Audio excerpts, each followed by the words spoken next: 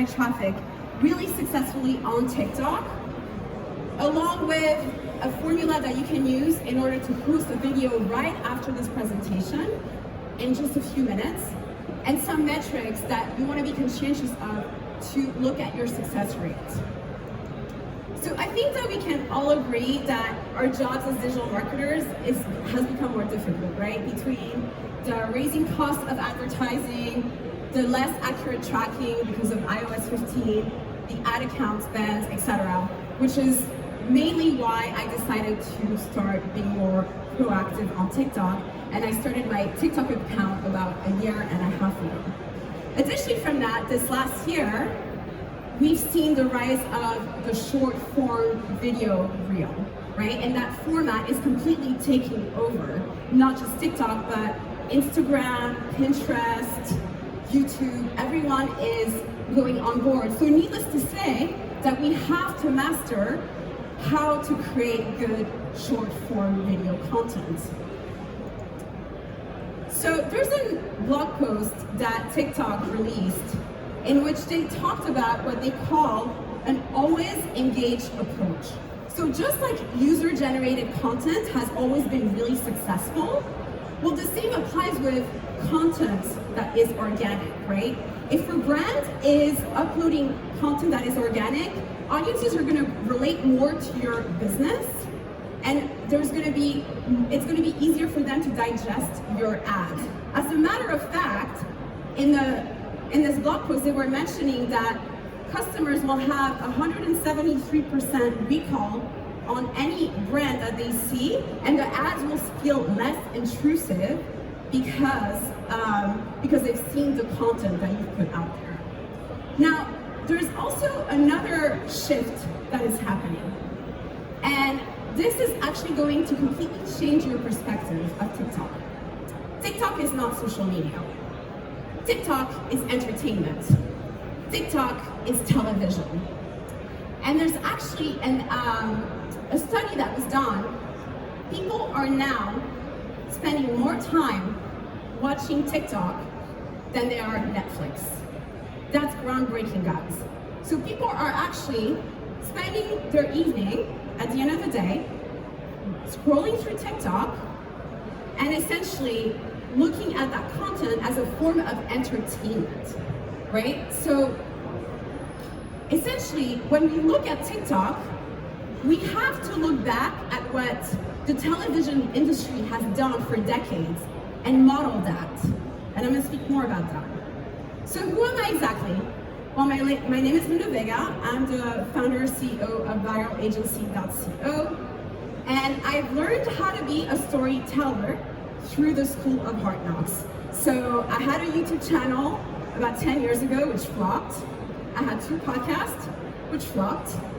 And I'm also really active in the e-commerce space. So all the print-on-demand stores that I had started in the past, I always added a content marketing aspect to it. And so like I mentioned, about a year and a half ago, I noticed TikTok and I was like, I'm gonna try this thing. So I gave myself a 30-day challenge. And then within those 30 days, I was able to have my first hit, my first viral video. So as of today, I have 177,000 followers on TikTok. I've had 2 videos that went viral with 2.1 million views around there. And my reach, I mean, on a monthly basis, I get 2 million impressions. So this is all organic. And I've been able to also monetize my following through TikTok. Again, all organic, no paid ads. So needless to say, TikTok is an extremely powerful tool. So let's break down what is necessary for you to have a successful TikTok. Obviously, you want to grab the attention of your viewer, right? And how do you do that? Well, it's through the hook.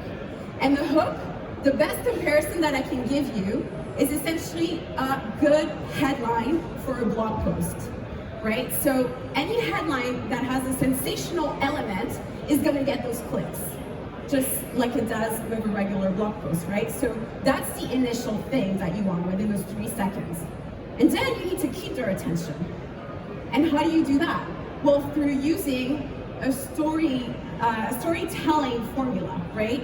In which essentially you have a problem and you try to solve that problem. So there is a conflict, and then you resolve the conflict.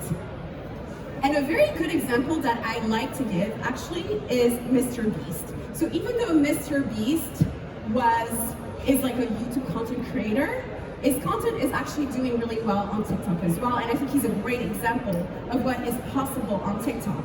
Because essentially, if we break down his content, it's all sensationalism. And I don't know if you guys know, do you remember that show, The X Factor? Do any of you, it's essentially, what he's put together is a reality TV show, is what he's done, right? So where he puts people in weird situations, and the viewer is hooked and wants to see what's gonna happen, right? So he's essentially modeling the format that the TV industry has used for decades. So I really want to bring that home because that's what makes for good content, right? So instead of trying to reinvent the wheel, you essentially are replicating what's working, just like you do when you're creating an ad campaign, right? When you create an ad campaign, you have to look at the data, you have to look at what the competitors are doing, and based on that, you understand, okay, this ad is doing really well, and you just break it down and you model it, right? So I'm going to share with you some examples of brands who've done that really successfully. The first one is balls.co. So the funny thing about this brand is that essentially they were banned from multiple social media accounts because of the nature of their content. So they're intimate grooming device, and they've come up with a content structure that's very simple. Essentially, they go in the streets of New York City and they ask strangers what their grooming rituals are for down there. And so, as you can imagine, they've gone completely viral. And then also for comedic relief, they strategically used an interviewee who's bald to kind of bring the point home. Is there any way to play the video? Double click on the video. Do you shave your bald? Yeah, I've been in a relationship for like 3 years. So it's going downhill. It is. Your respective grooming regimens are taking a nosedive. She's on hers. I'm not. You stop caring. A little. Right now, you've got a big, thick Sicilian jungle bush down there. Correct. It is the disco era in the lower part of my body. I gotta trim it. I wasn't really thinking about it until I met you. I want you to think about me next time you're thinking about trimming your balls. I want you to picture my bald head and really just try and emulate my look. I'm gonna skip that part and just shave my bald. No disrespect. I completely understand. So, yeah, it works, right? Like it's entertaining, and it's not about selling the product, but again, this concept of modeling what television did for so many decades. Another example is Magic John, which is a screen protector, and they essentially create little skits that takes you behind the scene and shares what happens at their factory. Very kitschy, but it works. And can we play the video as well? Who fired Jerry? I fired him. You see, the quality of what he has made is so poor. Dripping water does hang on the surface which can be broken easily. We can't have this kind of product, can we? But he's a relative of the boss. We can't do that. I don't care who he is. If he's the boss, who doesn't do it well, I will fire him too. Do you think you're doing well? I must do better than him. Okay, I'll check. If it's no good, you will be the one fired. Place cover on the phone directly. Pull the dust through. Slide up and down. Tear off the sticker. Start a new heater. Lift the lid. Automatically detaches. Just wait. And that's it. Let's take a closer look. Fully HD and high transparency. No dust and without any air bubbles. Let's check the water resistance. This has an electroplating relay. See how the water moves along the screen. Now the sturdiness test. Fit is very tough. But it's really strong. Still hasn't snapped. Oh, are you okay? Let me try. Wow, look at the crack. True premium screen protector. So essentially they're using like basic storytelling, right? Where you create a conflict and then there is a resolution. And that's what makes for great TikTok at the end of the day, right? Like using the basic storytelling structures. But obviously it's easier said than done. We're marketers, we're not storytellers. So this is why, again, like modeling what has already worked. And then there's this final example, which is actually extremely simple, and it's more based on the wow factor of the unexpected. And this is a drop shipper. Can we play this one last video?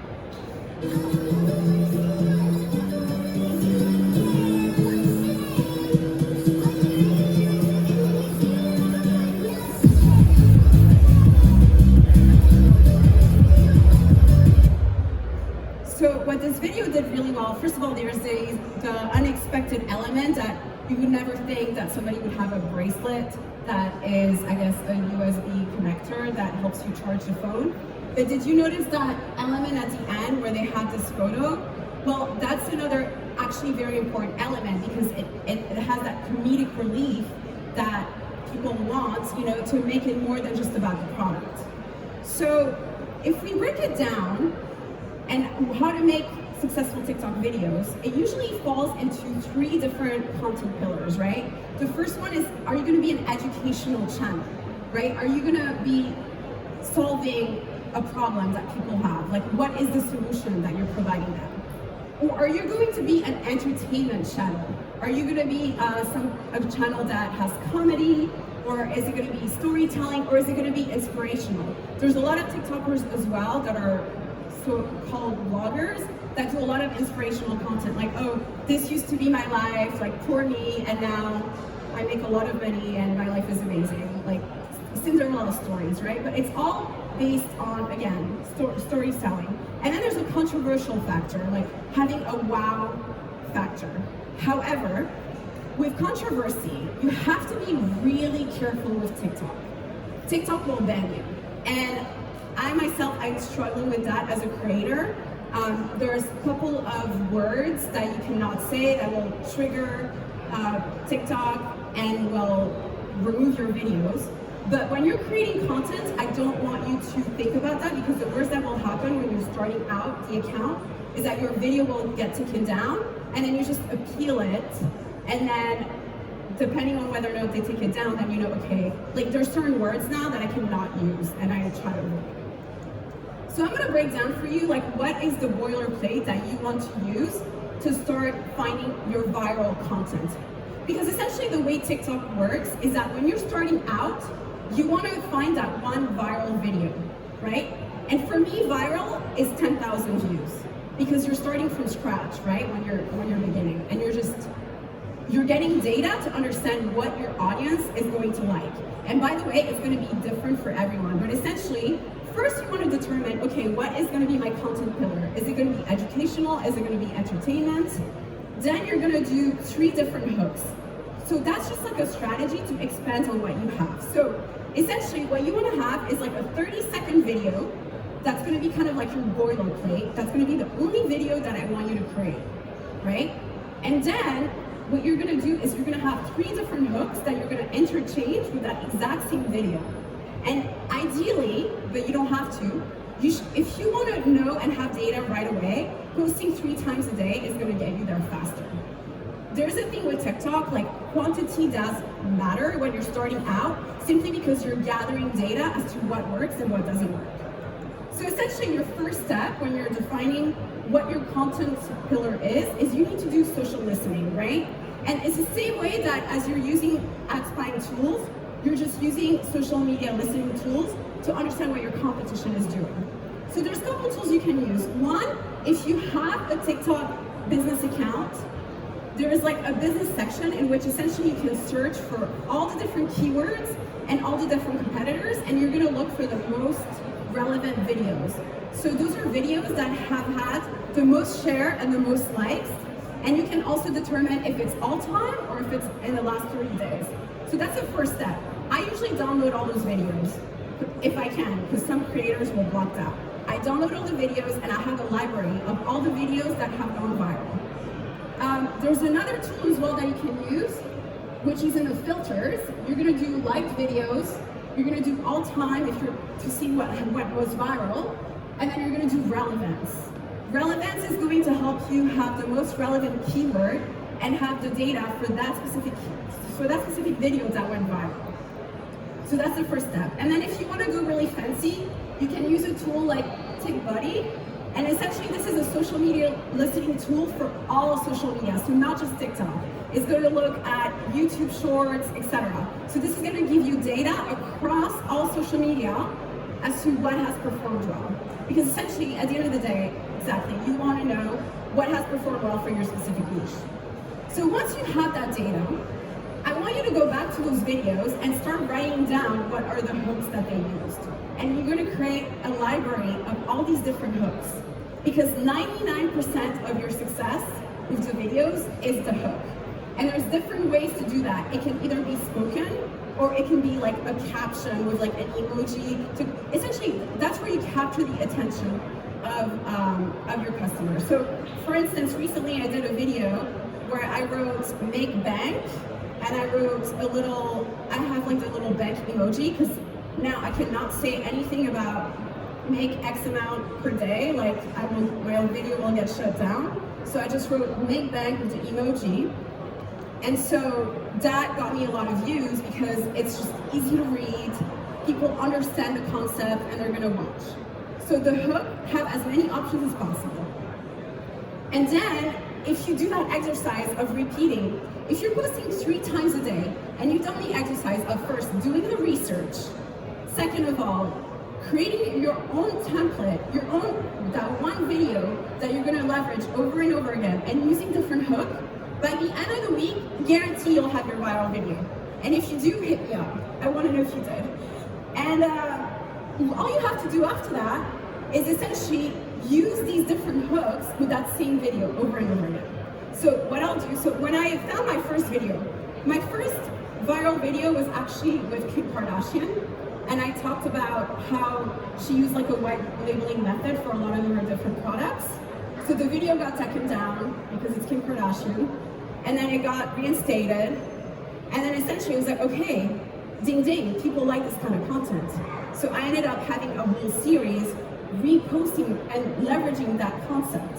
So that's the key. Like once you find a winner, just like you do with an ad campaign, right? Once you find that winning ad campaign, then you want to leverage it. And then something that I forgot to mention as well is that if it's performing well with organic, how do you think it's going to perform if you add some media buy into it? It's going to perform damn well. So that's the thing. Essentially, you're getting data for free through the platform. And I personally love TikTok because I get data like pretty fast. I will say that I will know usually within an hour at this point, because I guess my personal account is pretty trained. I will know within an hour if my video is going to go viral or not. So the next step, obviously, is you want to monitor your results. So there's a couple things you want to look at. And yeah, TikTok's algorithm is weird. And I'm not going to sit there and pretend that I know how it works because I have absolutely no clue. But this is what I'm going to share based on my personal experience. So there's a couple things they take into consideration. The first one is whether or not people are sharing your content. So if they're sharing, but they're not necessarily watching the whole video, that's actually helping you rank your video. That's the first step. The second step is whether or not they followed you after they watched the video. And this is like a new metric that they added within their analytics tool. So if they follow you after they watch your videos, chances are that that video is going to go viral. And the third one is the watch time. So the watch time is weird. Like sometimes I have really great watch time and the video doesn't perform well, and sometimes I have watch times that are less than 25% and the video goes viral. So it really depends on a lot of different criteria. Overall, TikTok, obviously like any other platform, wants to keep their users on the platform, right? So your goal, I would say, more than looking at these analytics, is understanding how to crack it and how to make it educational or an entertainment form, right? And again, by modeling what the TV industry has done for decades. I cannot stress this enough because that's, like the TV industry has had all this data for decades, you know, as far as what works and what doesn't. So they know exactly, so they've already done the work for us. So why try to do things from scratch, right? So next time that you're essentially posting your video and you're not getting views, I don't don't want you to get discouraged. Instead, I want you to look at the data and be like, okay, how can I make this better? Why is this flopping? Like, is it because I completely modeled this other competitor? Is it entertaining? What can the viewer get out of this? Like, is this something that they would share? So I want you to ask all these important questions, and most importantly, research, research, research, research. It's the same as paid traffic, guys. You have to do the research when you're doing paid traffic offers. The same goes with organic. You need to do the research. Thank you, guys. Any questions?